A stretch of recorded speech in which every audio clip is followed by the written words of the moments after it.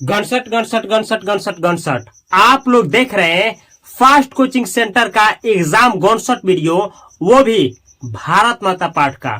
आप लोग exam hall में जा रहे थे और फास्ट कोचिंग सेंटर का एग्जाम गनसट वीडियो नहीं देखे थे, वो भी भारत माता पाठ का। अरे ऐसे ही ना हर एक साल लड़के और लड़कियां फेल होते हैं, क्योंकि वो फास्ट कोचिंग सेंटर का ना एग्जाम गनसट वीडियो नहीं देख करके जाते हैं। देखिए कैसे आप लोग ना, जैसे अंग्रेजों को गोली मारा जाता है, क्वेश्चन को गोली मारेंगे। ये देखिए स्टीयरिंग पे हाथ लीजिए थोड़ा सा, देखिए सुनिएगा। सुने, आप तो मेरा सुनते ही नहीं है। आप किनको सुनेंगे? उनको ना। तो सुनिए, एक दिन हम भी याद आ ही जाएंगे। सुनिए, ये है, सुन लीजिए, 5 मिनट सुन लीजिए। ये देखिए चैप्टर का नाम है भारत माता। क्वेश्चन आना शुरू कैसे ऐसे पूछा जाएगा, भारत माता पाठ का लेखक कौन है? तो देखिए आंसर करिएगा सुमित्रानंदन पंत, या उल्टा आपसे पूछा जाएगा सुमित्रानंदन पंत किस पाठ का लेखक है? आंसर करिएगा भारत माता। अब यहाँ पे ना 2 भागों में वीडियो को बांटेंगे। सबसे पहले सुमित्रानंदन पंत के बारे में जानकारी दी जाएगी, जहां से क्वेश्चन आता है ऑब्जेक्टिव, और दूसरा भारत माता से क्वेश्चन आता है सब्जेक्टिव दूसरे पार्ट में। तो पहला पार्ट शुरू। सबसे पहले लेखक के बारे में क्वेश्चन जो आता है सुनिए। सबसे पहले पूछा जाएगा सुमित्रानंदन पंत का जन्म कब हुआ था? आंसर करिएगा 1900 ईस्वी में, 1900 ईस्वी में, 1900 ईस्वी में। आपसे पूछा जाएगा कहाँ हुआ था? तो अल्मोड़ा जिला में। गांव पूछेगा तो कौसानी मारिएगा, राज्य पूछेगा तो उत्तराखंड मारिएगा, और मृत्यु पूछेगा यानी निधन पूछेगा तो 29 दिसंबर और कब 1977 मारिएगा। पापा का नाम पूछेगा तो गंगादत्त पंत मारिएगा, और माता का नाम पूछेगा तो सरस्वती देवी मारिएगा। अब पूछेगा ना कि गंगादत्त पंत जो थे क्या थे, तो क्या थे? अकाउंटेंट थे।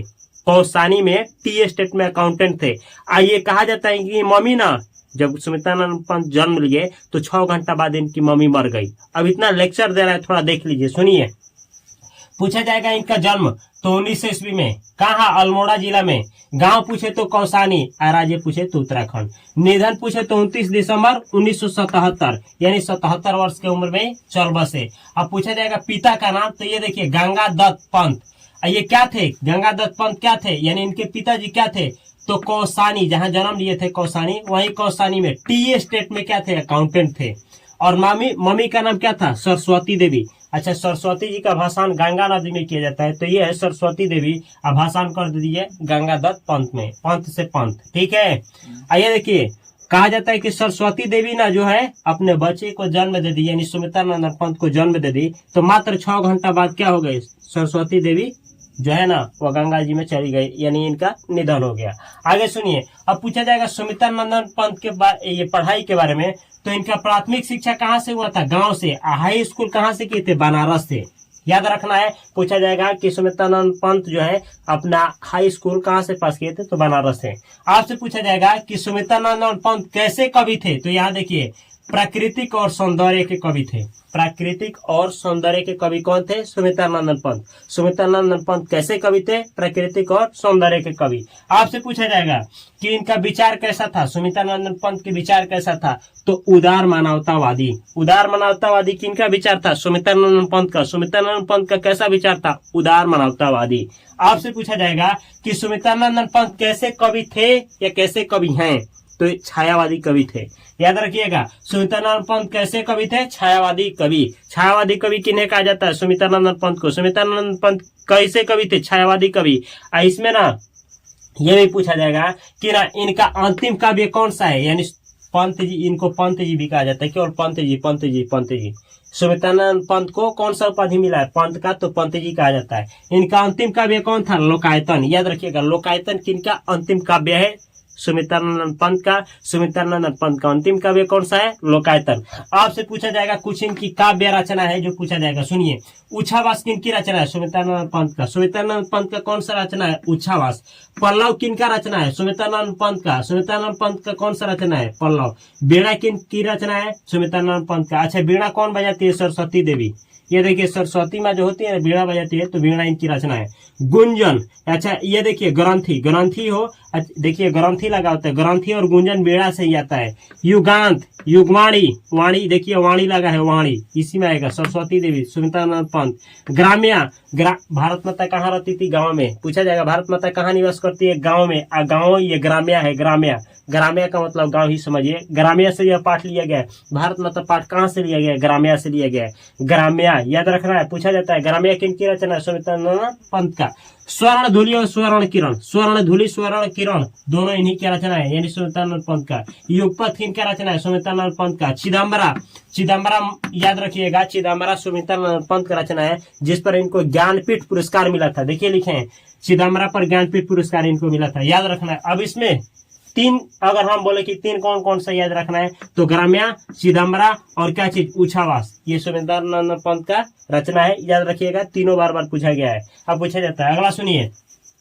प्रकृति के सुकुमार कवि किन्हें कहा जाता है? सुमित्रानंद पंत को। याद रखिएगा, प्रकृति के सुकुमार कवि के नाम से किनको कहा जाता है, किन्हें माना जाता है? तो सुमित्रानंद पंत को माना जाता है। आप पूछा जाएगा भारत माता पाठ कहाँ से लिया गया है? तो ग्राम्या से लिया गया है।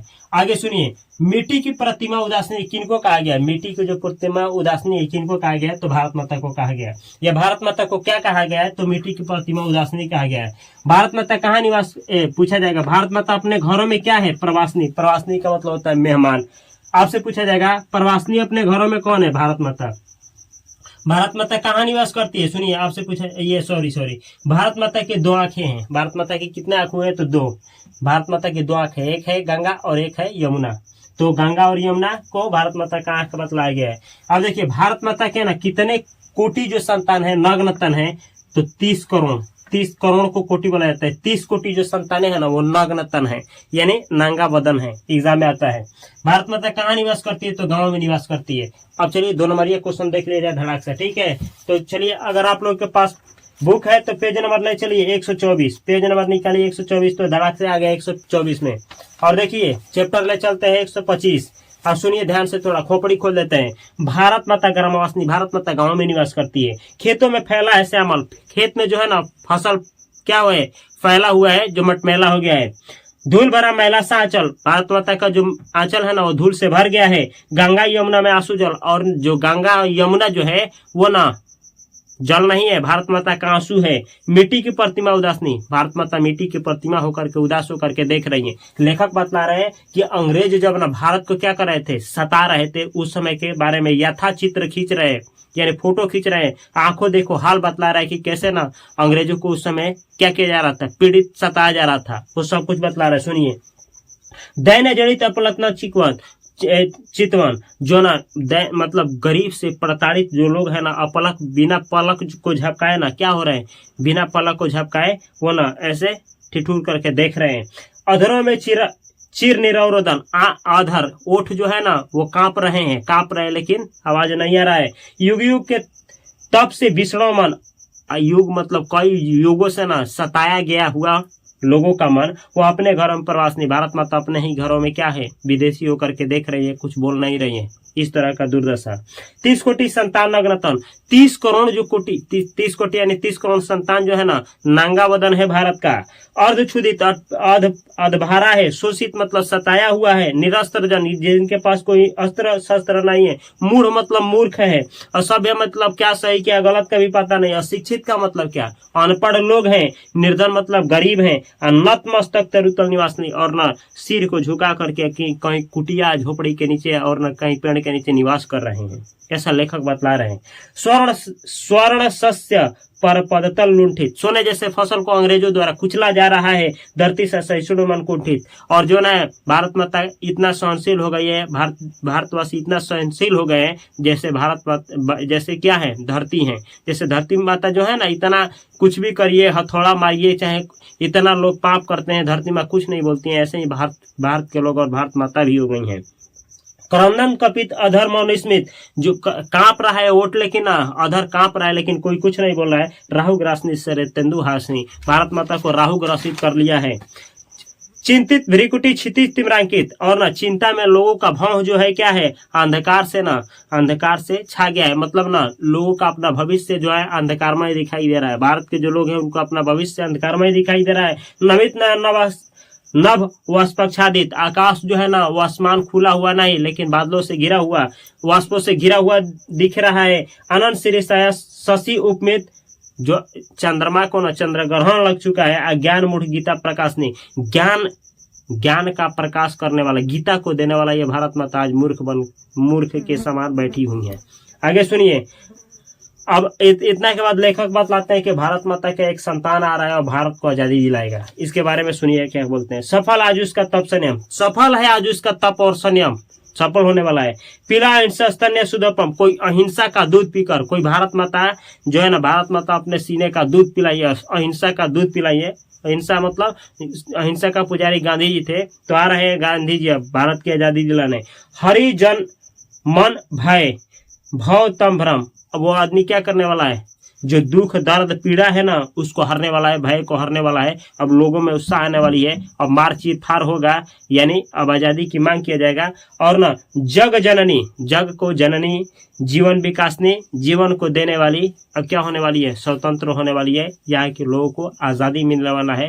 तो अब ये चैप्टर भी शुरुआत हो जाता है और आप लोगों को भी हमसे आज़ादी मिल गया। इस चैनल को सब्सक्राइब करके बेल आइकन की घंटी को दबा लीजिए। और गॉडसेट के वीडियो यहाँ पे है, पूरा हिंदी का 29 चैप्टर का, वर्णिका प्लस क्या चीज गोधुली, और ना यहाँ पे संस्कृत का, यहाँ पे है इंग्लिश का चैनल, ज्वाइन करिए। यहाँ पे पैसा फाइनेंस के बारे में कुछ सीखना चाहते हैं तो इसके लिए चैनल है, और ये तो है। और यूट्यूब, फेसबुक, इंस्टाग्राम, हर एक जगह पे fast coaching centre by Upendra sir के चैनल को अवश्य ज्वाइन करें। मैं मिलता हूँ बेहतर कंटेंट के साथ अगली वीडियो में, तब तक के लिए आप सभी को तहे दिल से नमस्कार। Thanks for watching this video. Video अच्छा लगा हो तो अपने दोस्तों के पास और उनके पास शेयर करना न भूलें।